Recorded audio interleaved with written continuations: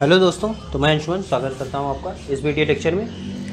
ये video lecture भैया है कि ईएमटी का मैंने 10 क्वेश्चन आपको कराया है और ये जो क्वेश्चन पेपर है ये आपको वीडियो का लिंक भी मिल जाएगा, आपको वहां से आप डाउनलोड कर सकते हो। ठीक है, ऑप्शन इसमें मैंने नहीं दिए हैं, सिर्फ ये मतलब कैलकुलेटिव क्वेश्चन है, कॉन्सेप्ट क्लेरिफिकेशन का क्वेश्चन है। ठीक है ना, तो जिसने मेरे लेक्चर्स वगैरह देखे हैं, ठीक, वो इसको आसानी से शायद टैकल कर लें। अगर नहीं कर पा रहे हैं तो मैं बताऊँगा भी। ठीक है, तो एक बार आप उसको ट्राई करें पहले, फिर उसके बाद ये वाला सोल्यूशन देखें। ठीक है, तो एक के बाद एक मैं सोल्यूशन कराऊंगा। 10 क्वेश्चन है, आप देखिए 10 डिफरेंट टाइप के क्वेश्चन है और अच्छे लेवल के क्वेश्चन। ठीक है ना, तो ये आपको TIFR जेस्ट IIT JAM कहीं भी मिल सकते हैं। ठीक, तो कॉन्सेप्ट आपका इस पर क्लियर होगा, ये पक्का है। चलिए देखते हैं, पहला क्वेश्चन लिखा है। पहला क्वेश्चन देखिए क्या है। फर्स्ट क्वेश्चन पढ़िएगा कि find the flux through the disc और रिंग। देखो डिस्क या रिंग है किस एक्सिस में, Z एक्सिस में। ठीक है ना, इसमें एक्सिस मैंने नहीं बनाई है, उसको आप बना लेंगे XYZ।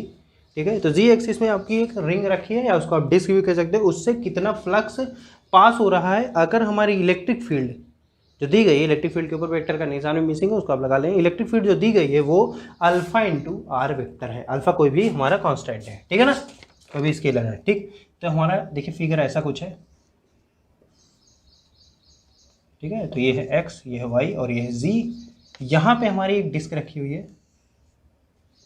ठीक है, या रिंग कह सकते हो आप।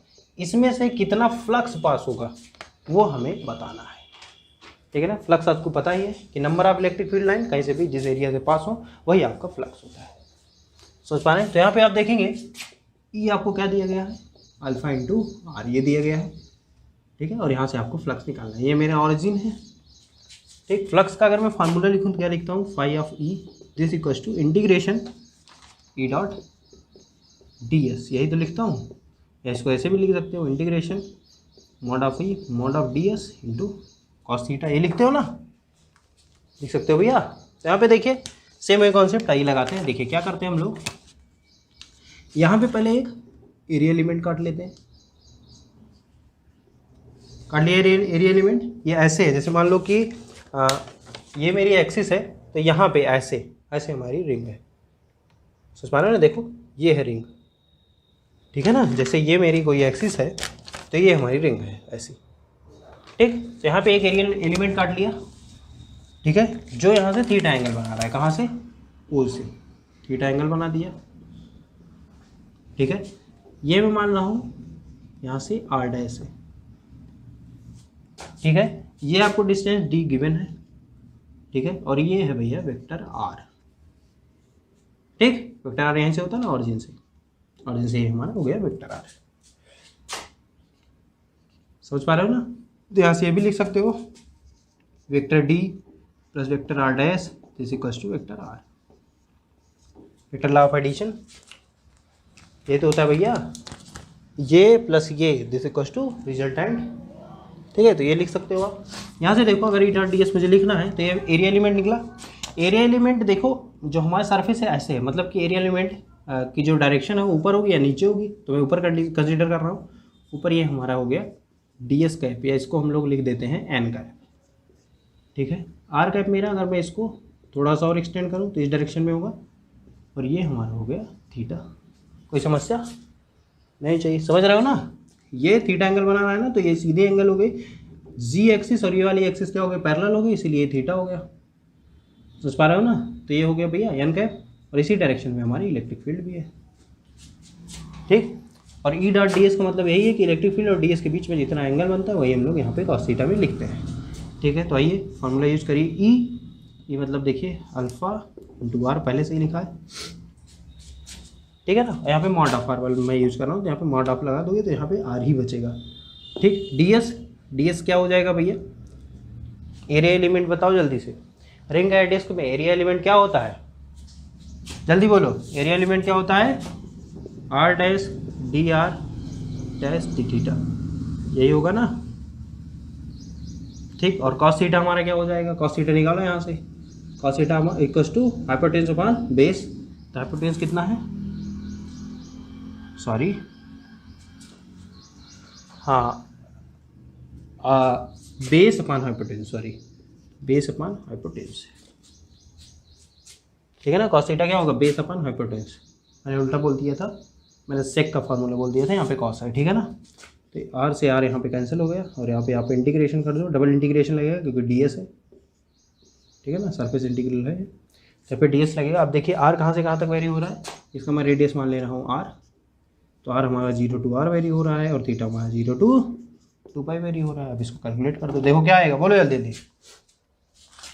Alpha D into R square divide by 2 into 2 theta 2π, तो ये काट दीजिए तो क्या आ जाएगा, pi alpha D R square, ये हमारा हो जाएगा क्या, फ्लक्स। इतना फ्लक्स आपका यहाँ से पास करेगा, समझ पा रहे हो ना, कि इस पूरे रिंग से इतना फ्लक्स आपका पास करेगा। तो ये क्वेश्चन भैया बहुत इंपॉर्टेंट है, आपको कहीं भी मिल सकता है, मैं बताता रहा हूँ, ये JTFR जेस्ट जैम कहीं भी मिल सकता है, तो ये अनएक्सपेक्टेड क्वेश्चन है, आ भी सकता है कहीं भी, ठीक है। ऐसे सिमिलर क्वेश्चन यहाँ पे है कि एक्सटेंडेड ऑब्जेक्ट है, ठीक है ना। सेकंड क्वेश्चन देखिएगा, इंटरेस्टिंग क्वेश्चन है कि आपका सेमी इनफाइनाइट वायर दिया गया है, ठीक है ना, जो कि पॉजिटिवली चार्ज है लैम्डा, लैम्डा इसकी चार्ज डेंसिटी है, और सेमी इनफाइनाइट वायर दिया गया है और इसी के एक एंड पे आपके रिंग या डिस्क है, ये हमारी रिंग या डिस्क हो गई, इसके सेंटर से ये हमारा वायर गया है, ठीक है ना, इसका एक एंड है और ये इनफाइनाइट है लैम्डा है, ठीक है ना। तो फ्लक्स आपका पूछ रहा है इस रिंग से कितना पास होगा, समझ रहे हो, क्वेश्चन समझ में आ गया। इसका जो रेडियस है इसको मैं आर मान ले रहा हूँ, मान लीजिए गिवन है, उसमें लिखा नहीं आप लिख लेंगे, ठीक है, ये समझ में आ गया। और वही सेम जैसे इसमें आपने प्रोसीड किया था, एक एरियल एलिमेंट काट के फिर इसके बाद इंटीग्रेट किया था, सेम वही इसमें भी करना है। क्या करो आप, एरिया एलिमेंट यहाँ पे लो, एरिया एलिमेंट लिया ना, ठीक, एरिया एलिमेंट ले लिया। अब क्या करो, एरिया एलिमेंट आपने ले लिया तो अब क्या करो कि एरिया किस डायरेक्शन में होगा उसको आप डिफाइन कर दो, तो इस डायरेक्शन में एरिया होगा, एन कैप इधर लिख दे रहा हूँ। अब आप देखिए, अगर मैं इलेक्ट्रिक फील्ड की बात करूँ तो इसकी जो रिजल्टेंट इलेक्ट्रिक फील्ड होती है इस वायर से, वो इस डायरेक्शन में होती है ना, जो मैंने आपको फार्मूले वगैरह लिखाए थे।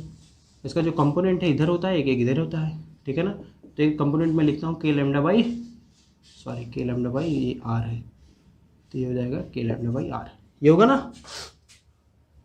ये तो होता है, अगर यहाँ की डिस्टेंस इस वायर से इस पॉइंट पे अगर मुझे निकालना है और आर इसकी डिस्टेंस है, तो के लैम्डा बाई आर इधर होता है, के लैम्डा बाई आर इधर होता है, और इधर क्या हो जाता है, √2 के लैम्डा बाई आर। समझ पा रहे हो, ये होता है भैया इलेक्ट्रिक फील्ड ना। अब देखिए कॉस थीटा, कॉस 90 डिग्री की वैल्यू क्या होती है, 0 होती है, तो मतलब कि ये वाला जो कंपोनेंट है ये फ्लक्स में कोई पार्ट नहीं लेगा, सिर्फ यही वाला लेगा ना, लेगा कि नहीं लेगा। तो आइए सिंपल, ये तो और ज़्यादा इजी हो गया। अब फ्लक्स का फार्मूला लिखिए सीधे, 5 E डॉट डी एस, यहाँ पे एस लिख देना, mod of E mod of D S, और कॉस जीरो देखिए दोनों एक ही डायरेक्शन में है ना, डी एस और ई, तो कॉस जीरो का मान 1 हो गया। यहाँ से देखिएगा आप लिखेंगे K lambda divided by R, D S की वैल्यू लिख दो, डी एस की वैल्यू जल्दी लिखो, जल्दी, आर डी थीटा, और आप इसको इंटीग्रेट कर दो 0 to r और 0 to 2π, यहाँ से यहाँ इसको कैंसिल कर दो, तो आगे क्या, के लैम्डा आर इंटू 2π, तो हमारे फ्लक्स की वैल्यू हो गई। समझ में आ गया, आगे नहीं समझ में आया, बिल्कुल समझ में आ गया होगा, ठीक है ना।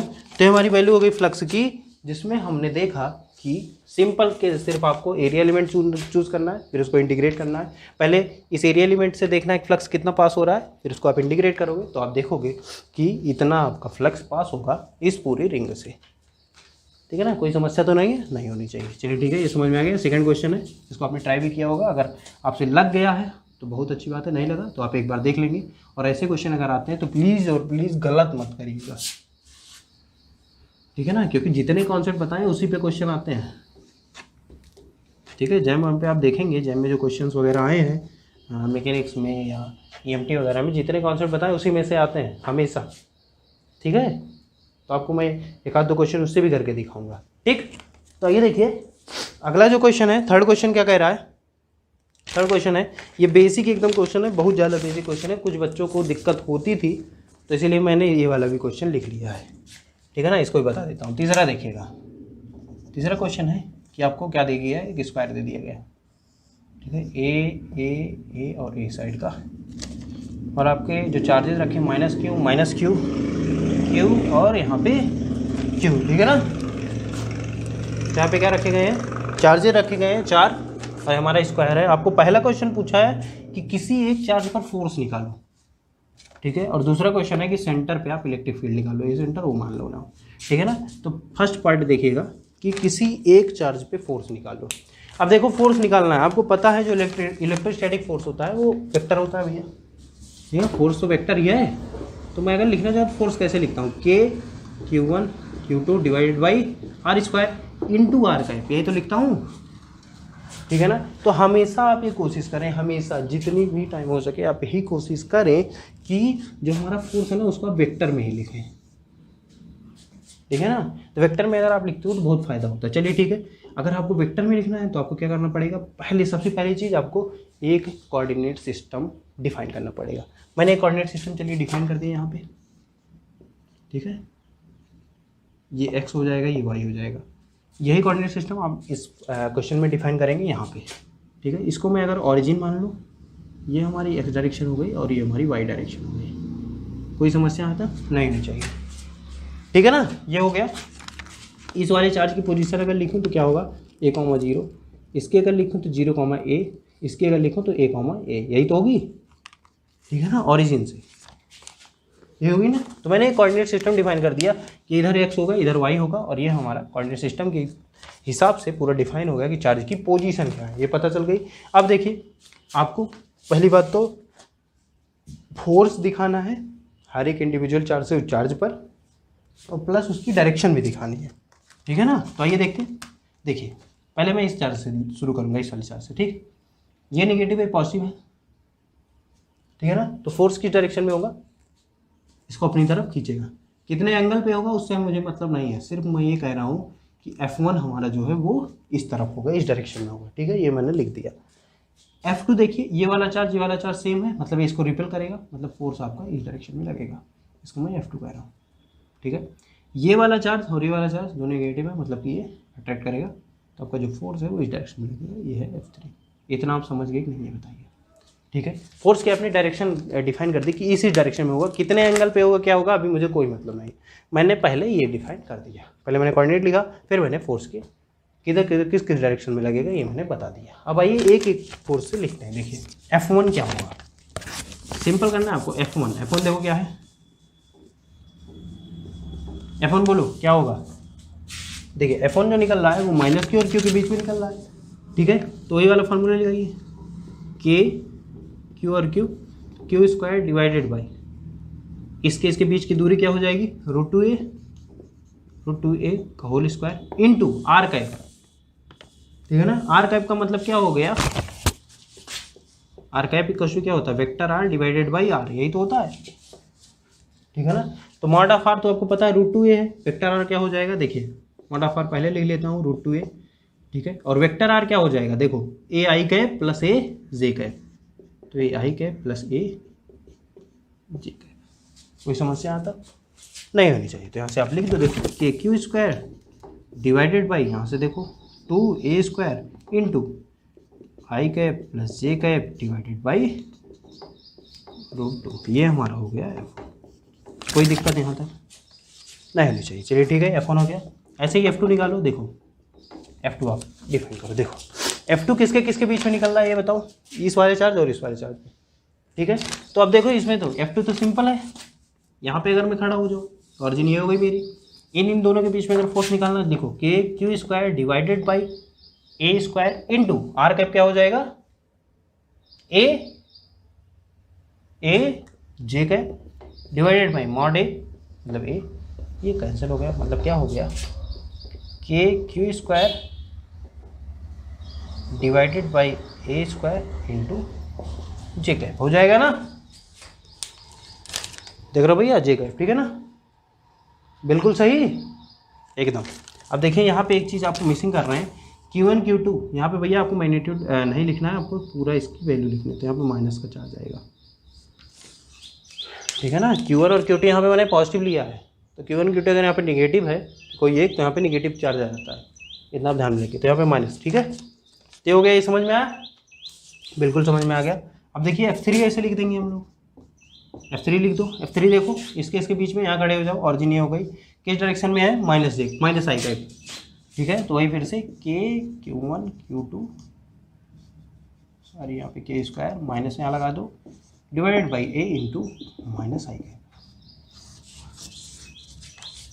समझ पा रहे हो? समझ में आया नहीं आया? ये समझ में आया ना? माइनस क्यू इस डायरेक्शन में होगा। बिल्कुल समझ में आ गया? ठीक है, कोई समस्या नहीं। यहाँ पे आ गया ये, और सॉरी यहाँ पे अगर आप माइनस लगा रहे हो तो यहाँ नहीं लगाओगे, यहाँ लगाओगे तो वहाँ नहीं लगाओगे, दोनों बात सिर्फ एक है भैया, ठीक है ना। जैसे अगर आप यहाँ माइनस लगा दे रहे हो तो आप देखो पॉजिटिव हो जा रही है, लेकिन फोर्स की डायरेक्शन क्या है, निगेटिव में है ना। समझ पा रहे हो नहीं समझ पा रहे हो? यहाँ पे देखो मैंने यहाँ पे लगाया, यहाँ पे नहीं लगाया था, देखो यहाँ पे फोर्स की डायरेक्शन क्या है, निगेटिव है, तो यहाँ से निगेटिव आ गया। तो आप देख के भी आप यहाँ पे माइनस और प्लस का साइन लगा सकते हो, तो कोई समस्या यहाँ पे है नहीं। बस यही दिक्कत है कि जो हमारा जो वेक्टर है, जो फोर्स लिखना है, इसको आप वेक्टर की फॉर्म में लिखें हमेशा, ठीक है। तो F1 F2 F3 निकल गया, ठीक है। हमारा आधा टास्क हो गया कि हमने जो फोर्स है उसको वेक्टर की फॉर्म में ही लिखा। समझ पा रहे हो नहीं पा रहे हो? बिल्कुल समझ पा रहे हो, ठीक है ना। अब देखो ये समझ गए आप। अब क्या करना है, इसका रिजल्टेंट निकालना है, ठीक है। रिजल्टेंट निकालने के लिए जैसे 3 वेक्टर है, अब आपको भाई रिजल्टेंट निकालना है, 3 वेक्टर का रिजल्टेंट मुझे पता नहीं है, अब क्या करेंगे ना। अब क्या करें, पहले आप 2 का रिजल्टेंट निकालें। फर्स्ट ऑफ ऑल आप क्या करें, 2 का रिजल्टेंट निकालें। 2 का जो रिजल्टेंट आता है उसको तीसरे के से उसका एक रिजल्टेंट निकालना है। जैसे मैं पहले F1 और F2 का रिजल्टेंट निकालूंगा। जैसे मुझे पता है F1 से इसका एंगल कितना है, 45 डिग्री, क्योंकि पूरा जो है 90 डिग्री हो जाए तो ये 45 डिग्री है, ठीक है। अब देखो इसका और इसका अगर मैं रिजल्टेंट निकालूंगा, ठीक है ना, तो ये पूरा कितना है, 135 डिग्री। 135 डिग्री है ना, देख रहा हूँ नहीं, ठीक है। तो मुझे देखो अगर मैं F1 और F2 का पहले मैं रिजल्टेंट निकालता हूँ तो मेरा जो रिजल्टेंट आएगा 135 डिग्री के बीच में आएगा एकदम। आएगा कि नहीं आएगा ये बताइए?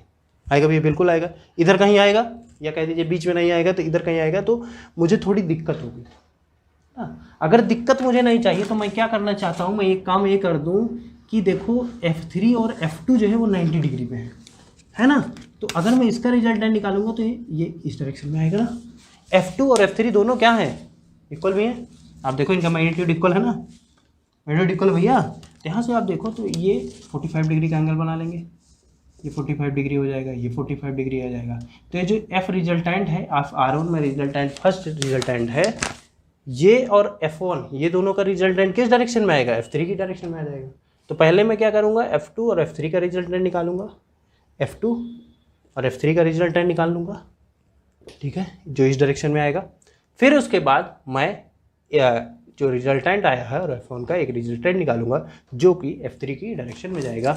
मतलब कि जो हमारे Q पे, जो हमारा Q चार्ज है, इस पे जो हमारा फोर्स लगेगा वो माइनस आई की डायरेक्शन में लगेगा, ठीक है ना। और कितना अमाउंट में लगेगा, आपको सिर्फ रिजल्टेंट निकालना है। 2 वेक्टर्स का रिजल्टेंट आप कोसाइन लॉ से निकाल सकते हो, ठीक है ना। वेक्टर लॉ ऑफ एडिशन आप इतना तो पढ़े ही होंगे, ठीक। तो इतना आप समझ गए। तो ये था हमारा पहला पार्ट। दूसरा पार्ट है सेंटर पे आप क्या निकालो, इलेक्ट्रिक फील्ड। सेंटर पे इलेक्ट्रिक फील्ड निकालनी है, सेम वही कोऑर्डिनेट सिस्टम डिफाइन करो और आप इलेक्ट्रिक फील्ड अपनी लिखते चले जाओ, ठीक है ना। तो सेंटर पे देखिए माइनस Q की तरफ, इससे इधर की तरफ, ठीक है ना, इससे भी इधर की तरफ और इससे इधर की तरफ, ठीक। तो हमारा रिजल्टेंट आएगा वो इस डायरेक्शन में आएगा, मतलब कि माइनस आई डायरेक्शन में भी हमारी इलेक्ट्रिक फील्ड भी होगी, ठीक है। और इलेक्ट्रिक फील्ड का भी फार्मूला वही होता है भैया, देख लो, E vector equals to KQ divided by R square into R cap. तो आपको हमेशा R कैप लिखना पड़ेगा, ठीक है ना। तो आप हमेशा यही प्रयास करें कि जो इलेक्ट्रिक फील्ड लिखें वो क्या लिखें, वेक्टर में लिखें, ठीक है ना। अगर आपको फोर्स लिखना आ गया होगा तो आप इसको भी लिख लेंगे और आप रिजल्टेंट भी निकाल लेंगे, ये मेरा वादा है, ठीक है ना। तो इतना आप समझ गए। अगर आप नहीं समझ पा रहे हैं तो एक बार और देखिए, कोई समस्या नहीं, मुझे पैक करके देखिए, फिर से देखिए कैसे लिखता हूँ, ठीक है। हो गया इतना, नोट कर लिया होगा। चलिए ठीक है, आगे बढ़ते हैं। समझ में आ गया भैया? आएगा नहीं आया? बिल्कुल समझ में आएगा, ठीक है ना। तो ये थर्ड क्वेश्चन था।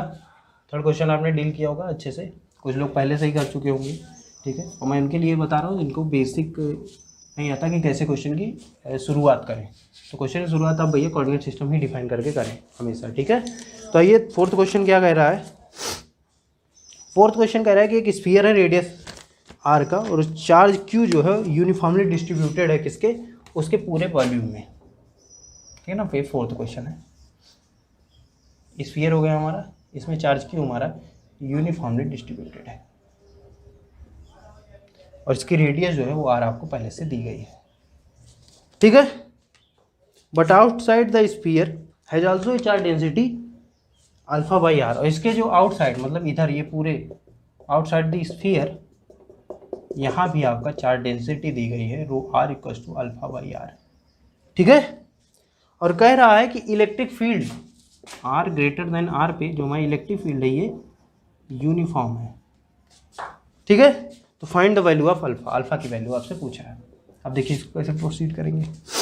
पहली बात तो हम लोग एक रीजन आर पहले डिफाइन करेंगे, आर इन्फिनिटी तक जा रहा है ना, लेकिन हम लोग एक रीजन लेंगे आर तक का, ठीक है ना। फिर उसके अंदर हम निकालेंगे कि टोटल चार्ज कितना है, फिर हम ये कैलकुलेट करेंगे कि उसमें इलेक्ट्रिक फील्ड कितनी है, ठीक है ना। रीजन आर में इलेक्ट्रिक फील्ड कितनी है, फिर उसके बाद जो हमारी इलेक्ट्रिक फील्ड है उसमें हम कंडीशन लगाएंगे कि इलेक्ट्रिक फील्ड है यूनिफॉर्म। तो यूनिफॉर्म होने का मतलब क्या है कि वो स्मॉल आर पे डिपेंड नहीं करेगी, ठीक है ना। स्मॉल आर पे डिपेंड नहीं करेगी। अगर स्मॉल आर पे डिपेंड नहीं करेगी तब क्या होगा, स्मॉल आर की वैल्यू 0 कर देंगे वहाँ से, और वहाँ से हमें अल्फा की वैल्यू मिल जाएगी। देखिए कैसे मिलेगी, आइए शुरू करते हैं। देखिए सोल्यूशन देखिए, आंसर है हमारा। क्या करते हैं हम लोग, सिंपल हम लोग क्या निकालते हैं, Q total R greater than R पे, ठीक है ना। एक हमने यहाँ पे एक सरफेस ऐसे डिफाइन कर लिया, ठीक है। एक सरफेस डिफाइन कर लिया, यहाँ इसका रेडियस में कह रहा हूँ ये स्मॉल आर है, ठीक। आर ग्रेटर देन आर पे तो क्यू टोटल देखिए, लिखिए फिर से, Q total equal to rho D V और बिग आर से स्मॉल आर तक जाएगा प्लस क्यू 400 इसमें टोटल पता ही है हमें, ठीक है ना। आउटसाइड द स्फीयर में टोटल चार्ज निकाल रहा हूँ इस स्फीयर में, ठीक है ना, बाहर वाले स्फीयर में। रो डी वी इक्वल टू लिखो, रो इक्वल टू क्या होता है दिया गया आपको alpha by R, D V equal to R square D R sine theta D theta और डी फाई प्लस में क्यों यहाँ पे लिख देता हूँ, ठीक है। और ये आर से आर तक जा रहा है, बाकी यहाँ पे टी एस भी लिख देता हूँ। 3 यहाँ पे इंटीग्रल लगा लो आप, 0 to पाई 0 to 2 पाई, और ये हमारा हो गया इंटीग्रल, ठीक है ना। 0 to पाई फाई के लिए, 0 to पाई थीटा के लिए, और यहाँ से हम इंटीग्रल अगर कैलकुलेट करना चाहिए आर से आर यहाँ पे कैंसिल हो जाएगा। अब देखिए यहाँ पे हमें मिलेगा क्या, देखो आर डी आर है तो मीन्स हो गया alpha R square minus R square, ये मिल रहा है ना, सॉरी इधर है आर स्क्वायर, ठीक है। साइन थीटा डी थीटा के लिए साइन किस में बदला, कॉस में, 2 आया तो यहाँ से 4 पाई बाहर आ गया, ठीक, समझ पा रहे हो। और ये हमारा हो गया क्यू, तो हमारा हो गया क्यू नेट टोटल चार्ज उस स्फीयर में कितना होगा, ठीक है। कॉस लॉ लगाओ, E R greater than R के लिए तो क्या होता है क्यू इनक्लोज्ड या Q total divided by 4 pi epsilon not R square, यही होता है। लगा दो भैया यहाँ पे रखो, क्या हो जाएगा alpha R square minus R square डेढ़ बाई टू यहाँ पे लगाना भूल गया था, देखिएगा तो डेढ़ by two 4 pi epsilon not R square, ठीक है ना, प्लस क्यू, ये हमारा हो गया कितना E of R greater than R, ये इलेक्ट्रिक फील्ड निकल गई, ठीक है ना। मतलब आउटसाइड द स्फीयर ये इलेक्ट्रिक फील्ड होगी अगर चार्ज डेंसिटी हमें ये दी गई है, ठीक है। अब कह रहा है कि इलेक्ट्रिक फील्ड जो बाहर है ना वो यूनिफॉर्म है। अगर इलेक्ट्रिक फील्ड बाहर यूनिफॉर्म है तब क्या भैया दिक्कत है, अगर यूनिफॉर्म है इलेक्ट्रिक फील्ड ई, अगर outside E R greater than R पे यूनिफॉर्म है, यूनिफॉर्म का मतलब हो गया कि ई जो है वो आर का फंक्शन नहीं होगी, ठीक है ना।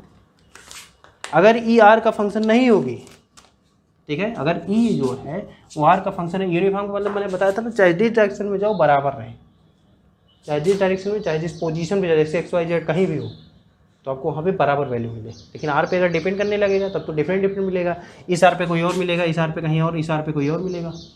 है ना। तो आर आर हमारा ई जो है यूनिफॉर्म है, आर जो है इलेक्ट्रिक फील्ड हमारी आर का फंक्शन नहीं होगी, मीन्स यहाँ पे जो आर है ये हो जाएगा हमारा 0, मीन्स हमें क्या मिलेगा minus alpha R square divided by 8 pi epsilon not R square plus Q this equals to 0। और यहाँ से आप देख सकते हो कि जो हमें वैल्यू मिलेगी अल्फ़ा की, alpha equals to Q 8 pi epsilon not R square into Q divided by R square. तो ये हमें अल्फ़ा की यहाँ से वैल्यू मिल जाएगी। समझ पा रहे हो? बिल्कुल समझ गए? यहाँ तो कोई समस्या नहीं होनी चाहिए, ठीक है ना। जो हमारी इलेक्ट्रिक फील्ड है वो आर पे डिपेंड नहीं करेगी,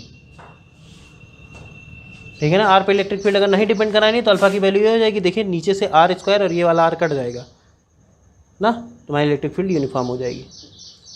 देख रहे हैं ना।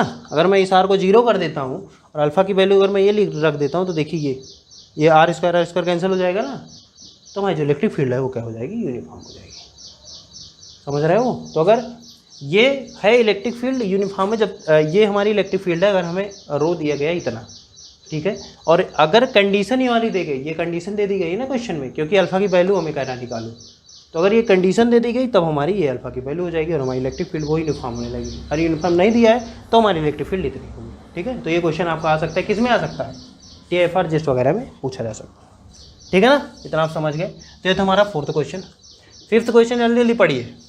5th क्वेश्चन ईजी है भैया, ईजी है। नॉन कंडक्टिंग क्या है, 3D सीट है, उसके लिए आपको इलेक्ट्रिक फील्ड निकालनी है आउटसाइड और इनसाइड दी सीट, ठीक है ना। ये शायद क्वेश्चन ग्रिफिथ्स में भी है, ठीक है। तो 5th क्वेश्चन आपका कह रहा है कि एक सीट है, 3D थी सीट है, ठीक है। 5th क्वेश्चन लिखता हूँ, एक 3D सीट है, ठीक, जिसकी यहाँ से यहाँ तक की लेंथ है D। यहाँ मैं एक सेंटर बना दे रहा हूँ, ठीक है। इस पॉइंट पे इसको 1 दिया है ना, इसको दिया है 2, और यहाँ पे आपको इलेक्ट्रिक फील्ड पूछ रहा है, और यहाँ पे रो है। रो का मतलब समझ रहे हैं, वॉल्यूम चार्ज डेंसिटी, मतलब कि यहाँ पे एक सीट है, इसे इनफाइनाइट सीट है, ठीक है, भरी हुई है, समझ पा रहे हो, जिसकी चार्ज डेंसिटी है रो, ठीक, और नॉन कंडक्टिंग सीट है। अब देखिए नॉन कंडक्टिंग सीट है तो इलेक्ट्रिक फील्ड आपको पता है। इलेक्ट्रिक फील्ड अगर मैं लिखना चाहूँ, फर्स्ट पॉइंट के लिए पहले लिखूंगा, यहाँ पे एक सिलेंडर बनाता हूँ मैं फर्स्ट पॉइंट के लिए। देखो जो आप डिफाइन इलेक्ट्रिक फील्ड जो डिराइव करते हैं equal to sigma by 2 epsilon not, वो सिलेंडर बना के ही होती है, ठीक है ना। आपने बुक वगैरह में देखा भी होगा, तो मैंने तो शायद डायरेक्ट लिखवाया था, तो आप यहाँ से डिराइव भी कर सकते हो। देखो तो यही इलेक्ट्रिक फील्ड हम लोग ये जो जैसे इस पर डिराइव किए थे वैसे ये यहाँ पे यूज करेंगे। जब एक सिलेंडर लिखा, ये लेंथ कर दिया x, ये वाली लेंथ हो गई x, ठीक है। इसका एरिया मैं मान ले रहा हूँ a है, ठीक है। और इलेक्ट्रिक फील्ड अगर मैं लिखना चाहूँ इस पॉइंट पे 1 पे, तो क्या लिखूँगा, sigma by 2 epsilon not, sigma by 2 epsilon not लिखोगे, ठीक है, या यहाँ पे लिखोगे q by 2 a epsilon not, ये लिखोगे, ठीक है। q इक्वल्स टू क्या लिख सकते हो, rho into V divided by 2 epsilon not a, ठीक है ना। चार्ज डेंसिटी रो है यहाँ पे, क्योंकि सिग्मा में पास है नहीं, तो रो लिख सकते हैं।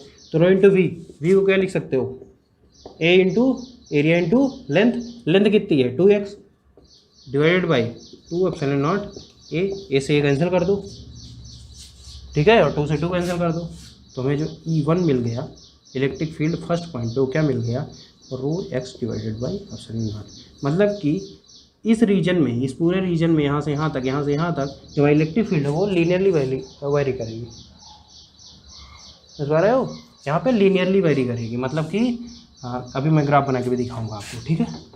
E2 देखो सेम यही कॉन्सेप्ट लगाओगे, E2 equals to rho V divided by 2 epsilon not a, ठीक है। अब देखो चार्ज कहाँ तक है, D तक ही है, इतने एरिया में ही है, यहाँ पे लिखोगे rho into a into D divided by 2 epsilon not a, A से कैंसिल कर दो, तो क्या हो जाएगा, rho D by 2 epsilon naught. क्यों डी लिखा, क्योंकि भैया हमारा चार्ज डी तक ही है। यहाँ पे देखो चार्ज क्या, यहाँ पे एक्स हमें मानना पड़ा था, और एक्स वेरी कर रहा है कहाँ से कहाँ तक, आप कह सकते हो कि -d/2 से d/2 तक, ठीक है ना। तो इसमें लेकिन डी तक ही चार्ज है, तो हमारा ये हो गया। अब यहाँ पे अगर मैं इलेक्ट्रिक फील्ड का देखो फंक्शन बनाऊँ तो क्या बनेगा, देखो जो हमारा वैल्यू बनेगा वो कुछ ऐसा बनेगा, ये हाँ जो ग्राफ बनेगा तो x मान लो, इसको y मान लो, तो जो हमारा ग्राफ बनेगा वो कुछ ऐसा बनेगा, ठीक है ना।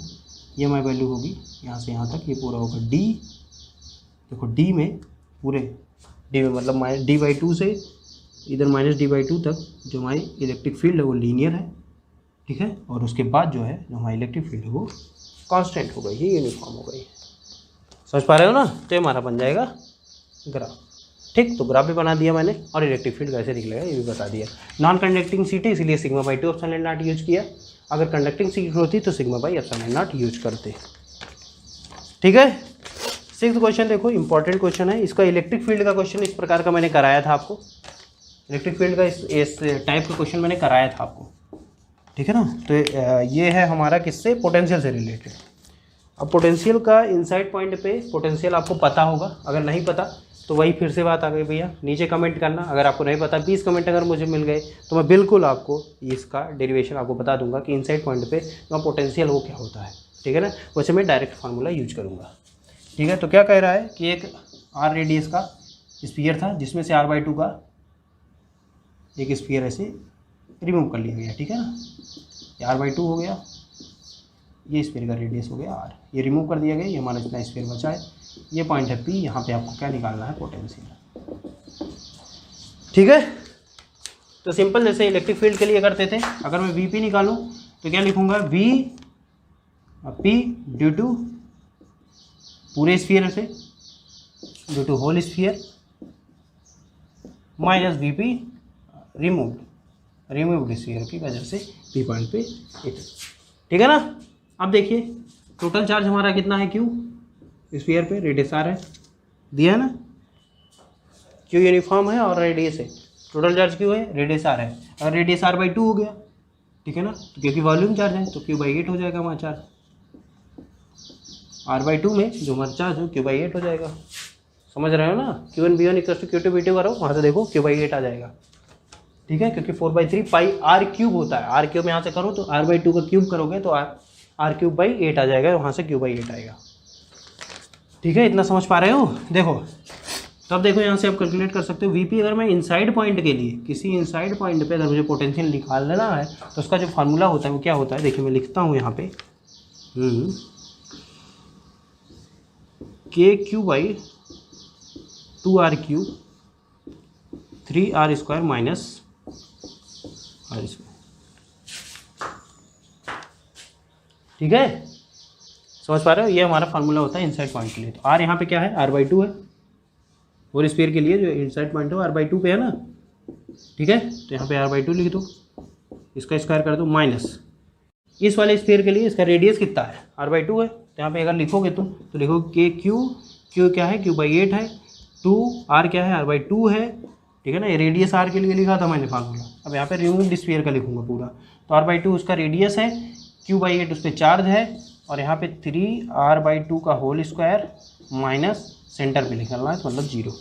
रिमूव्ड स्फीयर के सेंटर पे है ना P पॉइंट, ठीक है। तो वहाँ से ये 0 हो गया। अब ये इसको आप सॉल्व करोगे तो आपको यहाँ से आंसर मिल जाएगा, मैं इसको सॉल्व नहीं कर रहा, ठीक है। तो वही बात है कि Vp P point inside point पे जो पोटेंशियल निकलता है, अगर आप कमेंट करोगे बताऊँगा, वैसे मैं रुको बता ही देता हूँ। देखो क्या होगा, अगर हमारे पास कोई स्फीयर है, ठीक है ना, इस पॉइंट पे P पे मुझे क्या निकालना है, पोटेंशियल निकालना है, ठीक है। इसका चार्ज Q है या कह लो रो है, कोई फ़र्क नहीं पड़ता, रो V इसका वॉल्यूम है। तो अब देखिए अगर पोटेंशियल मुझे निकालना है P पे तो क्या करते हैं हम लोग, इंटीग्रेशन E.dr, R से R रेफरेंस, ये है ना, डिफरेंस ऊपर कर देते हैं, R नीचे कर देते हैं, तो यहाँ पे नेगेटिव साइन हटा देते हैं। यहाँ से देखो E क्या है, R से पहले देखो रेफरेंस पॉइंट पे R से इनफाइनाइट तक जाना है हमें, और E.dr करना है ना। यहाँ से देखो R से पहले हम जाएंगे बिग R तक, ये हमारा पॉइंट R है, ठीक है ना, इसका रेडियस है बिग R, ठीक है। तो R से पहले बड़े R तक जाएंगे तो यहाँ लिखेंगे E.dr प्लस फिर बड़े R से जाएंगे इनफाइनाइट तक और यहाँ पे लिखेंगे E.dr, ठीक है।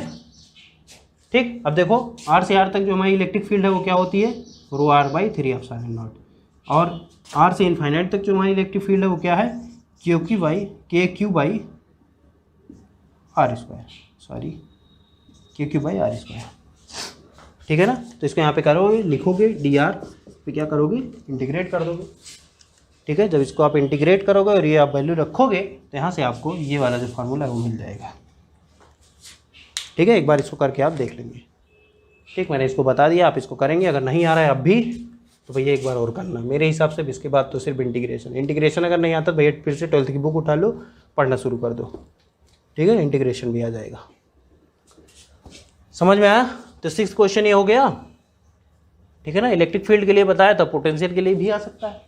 जरूरी थोड़ा है कि इलेक्ट्रिक फील्ड अगर बताया तो इलेक्ट्रिक फील्ड के लिए आएगा, नहीं, पोटेंशियल के लिए भी आ सकता है। तो पोटेंशियल के लिए भी सीख लिया हमने, ठीक। ये समझ आ गया ना। अब देखो इसके बाद का जो क्वेश्चन है 7th क्वेश्चन है, क्या है इसमें आपको चार्ज निकालना बी और सी पे। इसमें जो हमारा सी वाला स्फीयर है, बी स्फीयर जो है वो क्या कर दिया गया है, ग्राउंड कर दिया गया।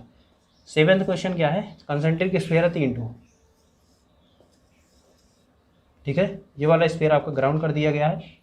ये स्फीयर ए है, इस पे चार्ज हमने दे दिया है क्यू, इस पे चार्ज दे दिया है -q। ये है स्फीयर हमारा सी और ये है हमारा स्फीयर बी। इसी पे हमें चार्ज पूछ रहा है और इसको हमने ग्राउंड कर रखा है। ग्राउंड करने का क्या मतलब है, ये मैंने आपको अपने लेक्चर में बताया था। ग्राउंड करने का सिर्फ इतना मतलब है कि उसका जो पोटेंशियल है वो 0 है, बस। उस पर चार्ज हो भी सकता है, नहीं भी हो सकता है, ठीक है। ये मैंने आपको बताया भी था। इस पर क्वेश्चन में मैंने मेरे हिसाब से मैंने कराया भी है अपने लेक्चर्स में भी, ठीक है। वहाँ से आप देख सकते हो, बाकी मैं यहाँ भी कराता हूँ। देखो इस पर चार्ज क्यों है, तो देखिए इंड्यूस होगा चार्ज, यहाँ पे -q आएगा, यहाँ पे मान सकता हूँ q डैश, ठीक है ना, क्योंकि जो अपर सरफेस है वो ग्राउंडेड है। यहाँ पे q डैश में मान सकता हूँ, ठीक। यहाँ पे -q डैश और यहाँ पे -q + q डैश, ये होगा ना।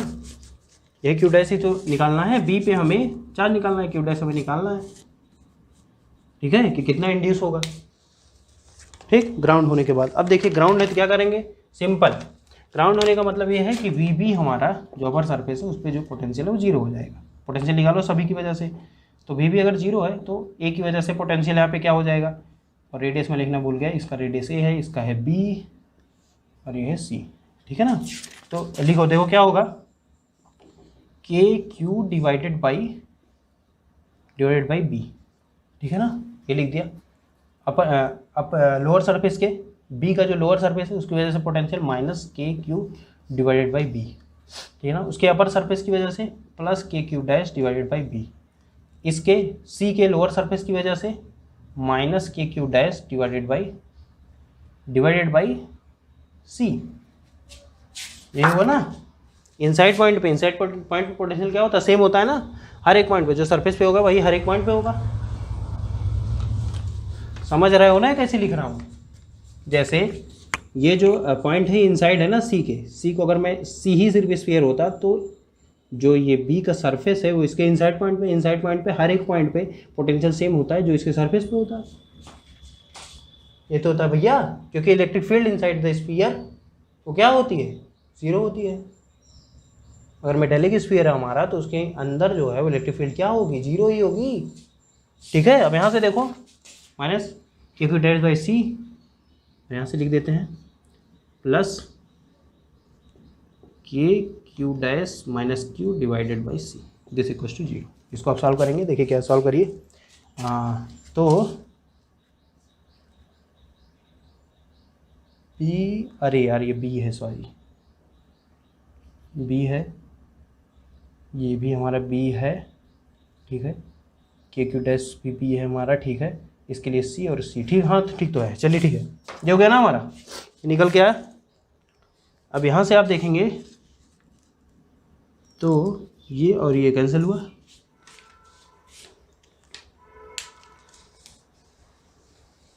बी है, यहाँ से बी है, ठीक है।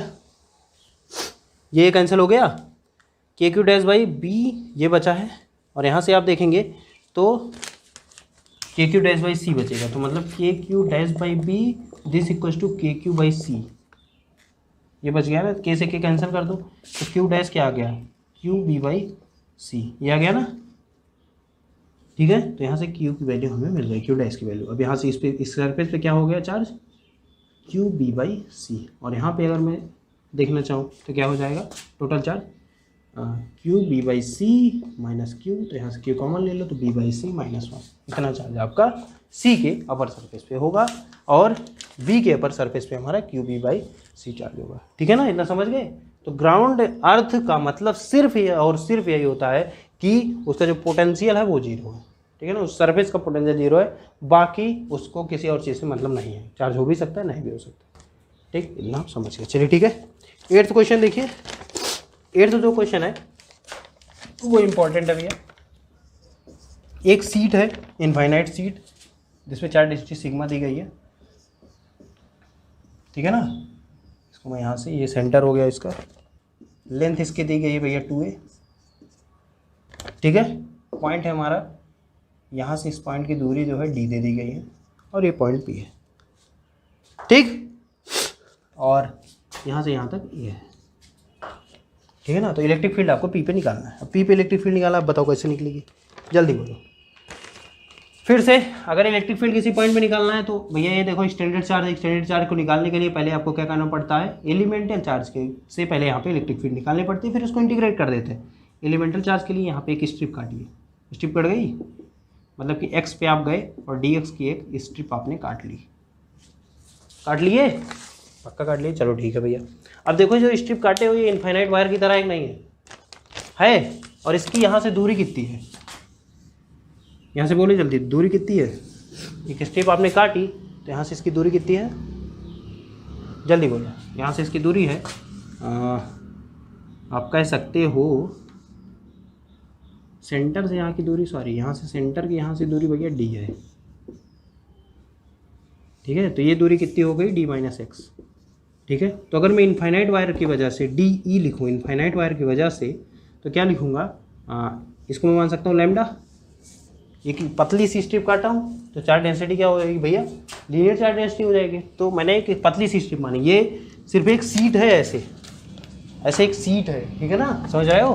तो पतली एक सीट, पतली एक वायर ऐसे काट ली है तो क्या हो जाएगी, वो लीनियर चार्ज डेंसिटी की तरह बिहेव करेगी। तो यहाँ से अगर मैं डी लिखना चाहूँ तो क्या हो जाएगा, के लैम्डा 2 के lambda divided by D minus S. ठीक है ना, ये डी निकल गया हमारा। ठीक है, अब देखिए हमें क्या करना है, इसको इंटीग्रेट करना है। ठीक है, लैम्डा नोन नहीं है, अब लैम्डा को किसकी फॉर्म में लिखना पड़ेगा, सिग्मा की फॉर्म में। सिग्मा क्या होता है भैया, सिग्मा इक्वल टू क्या होता है, Q by A, Q by length into breadth, ऐसे ही तो होता है ना। तो अगर मैं देखूँ तो लेंथ है, देखो ब्रेड्थ कितनी है, डी एक्स है, तो Q by L into D x, ये तो होगा। तो यहाँ से देखो क्यू बाई एल क्या हो जाएगा, लैम्डा, तो लैम्डा बाई डी एक्स। तो यहाँ से मैं लिख सकता हूँ lambda equals to sigma into D X. यहाँ पे lambda equals to sigma D X put कर दो, करो पुट, देखो क्या लिखोगे, इंटीग्रेट कर दोगे इधर वाला तो ई हो जाएगा, यहाँ से इंटीग्रेट करो तो 2k sigma into D x divided by D minus x. ठीक है ना, अब इसको इंटीग्रेट करो, कहाँ से कहाँ तक, एक्स को इंटीग्रेट कहाँ से कहाँ तक करना है भैया, माइनस ए से ए तक हो, तो माइनस ए से ए तक आप इसको इंटीग्रेट कर दो, माइनस ए से ए तक इसको इंटीग्रेट करो तो क्या मिल जाएगा, फाइनल रिजल्ट जो हमारा आएगा वो आएगा, फाइनल रिजल्ट मैंने लिख रखा है, नकल करके लिखूंगा भैया, ये मत कहना सर आप नकल कर रहे हो, पहले से बता दे रहा हूँ, नकल करके ही लिखूंगा। E P equals to 2k sigma divided by L N D minus A divided by D plus A. तो ये आपका, इसको इंटीग्रेट करोगे तो आएगा। ठीक है ना, मैं इसको इंटीग्रेट करके बिल्कुल नहीं दिखा रहा। ठीक है, तो आप इसको इंटीग्रेट करोगे और आप कैलकुलेट कर लोगे कि कितना इलेक्ट्रिक फील्ड होगी पी पॉइंट पे। ठीक है, तो ये पी पॉइंट पे लिख रहा हूँ इलेक्ट्रिक फील्ड। ठीक है, ऐसे क्वेश्चन करने में बहुत मज़ा आती है। ठीक, अगर आपने पहले लगा लिया तो बहुत अच्छी बात है, अगर नहीं लगाया तो ऐसे प्रकार के क्वेश्चन अगर आपके आते हैं जैम वगैरह में तो प्लीज़ और प्लीज़ इसको मिस तो ज़रूर मत करिएगा। ठीक है ना, इसको मिस नहीं करेंगे आप, इसको अगर मिस कर देते हैं बहुत दिक्कतें होंगी। ठीक है, ये हो गया। अब देखिए इसके बाद जो हमारा 9th क्वेश्चन है, सिंपल है वो भी। ठीक है, लेकिन थोड़ा कॉन्सेप्ट इसमें भी आपको बताना है।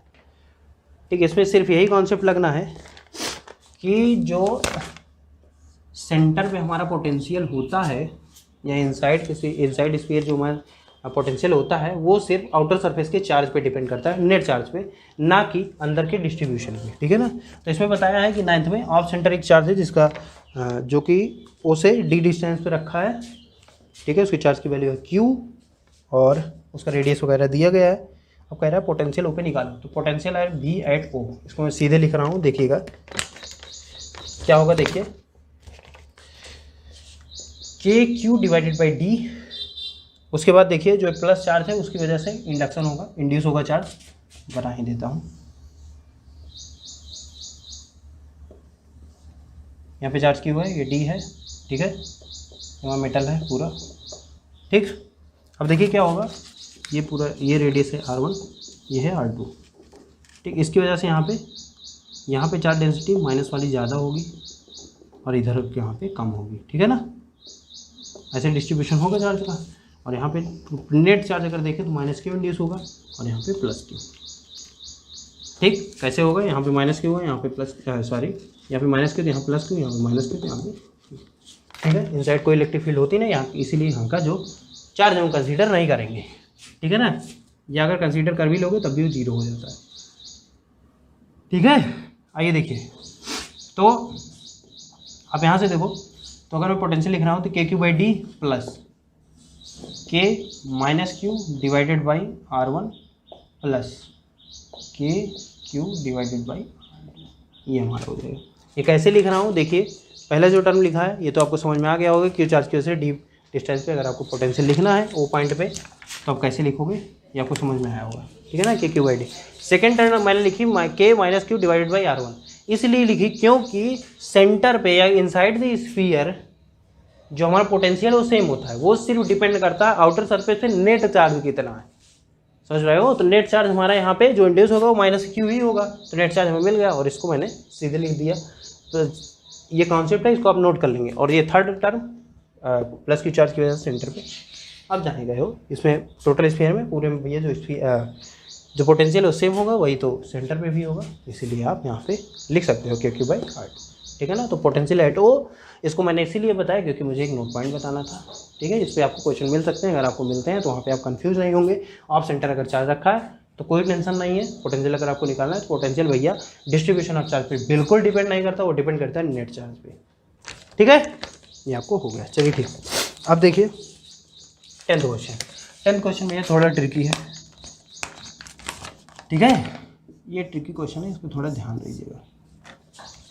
क्या कह रहा है, force between two halves of a sphere, ठीक है, कंडक्टिंग स्फीयर है, ठीक। इसका रेडियस है R,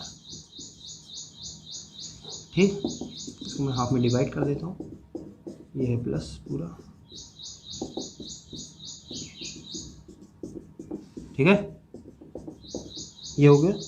अब कह रहा है आप फोर्स बता दो, इस हाफ, ये हाफ इस हाफ पे कितना फोर्स लगाएगा, क्योंकि देखो दोनों पॉजिटिव चार्ज, ठीक है। तो कितना फोर्स लगाएंगे, मतलब ये जो चार्जेस हैं इनके बीच में जो रिपल्सन होता है, रिपल्सन फोर्स कितना है, ठीक। तो मैं इससे ऊपर वाले पे निकालता हूँ। आइए देखिए, यहाँ पे मैं फोर्स इस डायरेक्शन में F कंसीडर करता हूँ, ठीक है। यहाँ पे एक एलिमेंट मान लेता हूँ, काट लिया, ये हमारा फोर्स है DF, ठीक। ये एंगल बना रहा है थीटा, ठीक है। इधर आपको समझ में आया।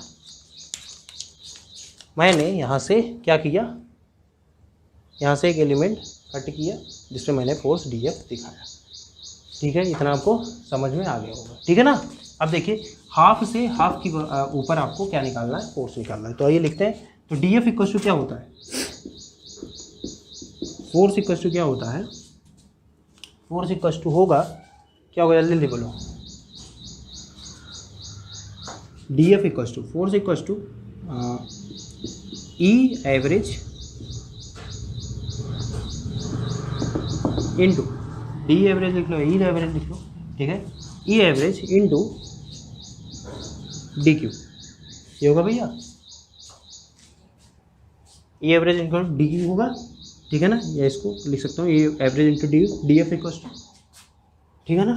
DQ आपको कहाँ से निकालना पड़ेगा, DQ इक्वल टू क्या होता है, अगर ये देखें एरिया पे ही सिर्फ चार्ज है, ठीक है, तो सिग्मा इंटू DA, ठीक। तो सिग्मा इंटू DA कर दोगे, ठीक है। और सिग्मा की वैल्यू आपको पता है, ये भी आपको पता है, ठीक है ना। तो ई एवरेज क्या होता है ये भी जान लो, E average equals to half of E in plus E out.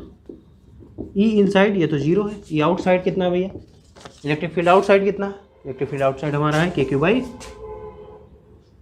Sorry ये इनसाइड तो जीरो है, इनसाइड इलेक्ट्रिक फील्ड कोई नहीं है, इनसाइड अंदर कोई इलेक्ट्रिक फील्ड नहीं है, आउटसाइड इलेक्ट्रिक फील्ड है। तो आउटसाइड जो इलेक्ट्रिक फील्ड है उसकी वैल्यू क्या होगी, K Q divided by R square, ठीक है ना। सब यहाँ पे पुट करो, देखो डी एफ इक्वल्स टू ये एवरेज की value half K Q by R square into अब इसकी वैल्यू लिखो सिग्मा इंटू डी ए की value R square sine theta D theta and D phi, ठीक है ना। और डी एफ हम लिख रहे हैं यहाँ पे, देखो डी एफ एंगल कितना बना रहा है, कॉस थीटा का ना। यहाँ पे D F equal to average into D Q into cos theta होगा। समझ पा रहे हो नहीं समझ पा रहे हो, यहाँ पे देखो D F cos theta component लेंगे ना, इसका लेंगे भैया, साइन थीटा का कोई मतलब नहीं है, कॉस थीटा का ही मतलब है। अब यहाँ से देखिए आपको सिर्फ और सिर्फ इंटीग्रेशन करना है, यहाँ पे कॉस थीटा में लगा देता हूँ, ठीक है।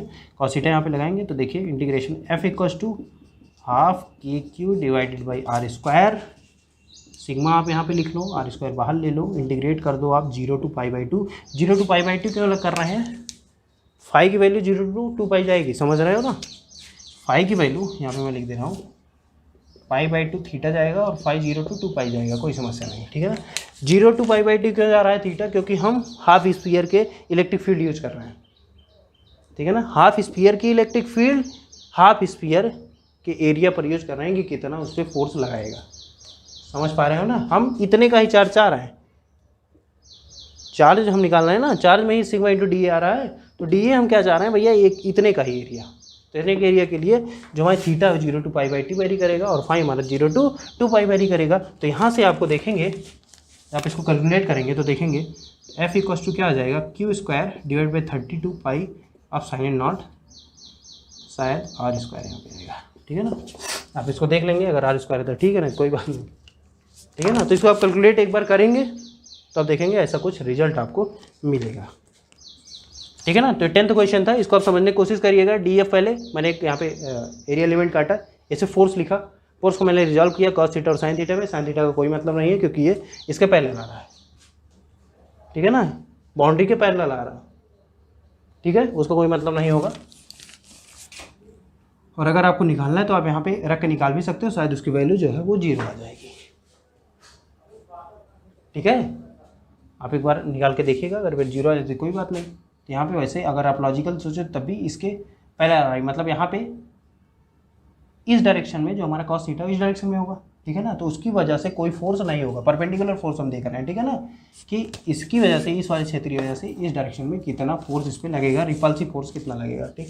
तो इसीलिए हम लोग डी एफ का theta component cos theta component इधर ले रहे हैं, तो डी एफ कॉस थीटा हो गया, E average into D Q into cos theta, सीधा आपको फार्मूला लगाना है। ई एवरेज क्या हो जाएगा, इनसाइड और आउटसाइड का हाफ ले लो, एवरेज ऐसे ही निकालते हो ना, आउटसाइड इनसाइड, इनसाइड तो कोई इलेक्ट्रिक फील्ड नहीं होगी, आउटसाइड आपकी इलेक्ट्रिक फील्ड आपने लिख दी, ठीक है। इसको आप कैलकुलेट करेंगे, कॉस थीटा आपको पता है, डी क्यू आपको सिग्मा इंटू डी ए, ठीक है, यहाँ से आप कैलकुलेट करोगे तो आपको क्या मिल जाएगा, repulsive force between to half of a sphere, ये आपको मिल सकता है। ये भैया शायद मेरे हिसाब से ग्रिफिथ्स की बुक में है, अगर नहीं है तो कोई बात नहीं, अच्छा क्वेश्चन था इसीलिए कराया। और आपको कोई और तरीका अगर आपको आ रहा है, प्रेशर इलेक्ट्रोस्टैटिक प्रेशर पे भी यूज करके ये क्वेश्चन हो सकता है, अगर आप वाला मेथड लगा रहे हैं तो वो भी सही है, ठीक है ना, इलेक्ट्रोस्टैटिक प्रेशर की वजह से, ठीक, उसका कॉन्सेप्ट यूज करके भी ये क्वेश्चन हो सकता है, ठीक है।